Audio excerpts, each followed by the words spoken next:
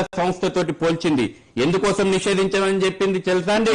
మీరు ఏదైతే తబ్లికే జమాత్ ప్యూరిఫై ఇస్లాం పేరు మీద ఫండమెంటలిజాన్ని ప్రోత్సహిస్తుంది, రాడికల్ ఇస్లామైజేషన్ చేస్తుంది, దానికోసం చెప్పింది సౌదీ అరేబియా ప్రభుత్వం చెప్పింది. 3 ప్రధానమైనటువంటి కారణాలు చెప్పింది.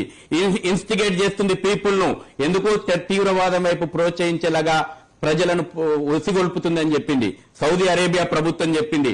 మిస్గైడ్ చేస్తుంది, డీవియేట్ చేస్తుంది, ఇస్లాం యొక్క టీచింగ్స్ ను మిస్గైడ్ చేస్తుంది, డీవియేట్ చేస్తుంది తబ్లికే జమాత్ అని చెప్పింది సౌదీ అరేబియా ప్రభుత్వం చెప్పింది.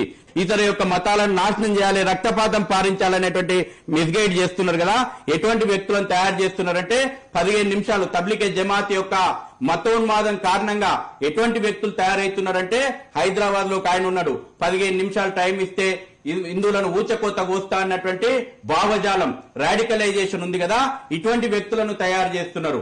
సౌదీ అరేబియా ప్రభుత్వం చెప్పింది, నిషేధించేటప్పుడు చెప్పింది, జాతీయ భద్రత గురించి 3వ కారణం చెప్పింది. రాసి పెట్టుకోండి. సౌదీ అరేబియా ప్రభుత్వం ఏం చెప్పిందంటే, జాతీయ ప్రయోజనాల దృష్ట్యా మేము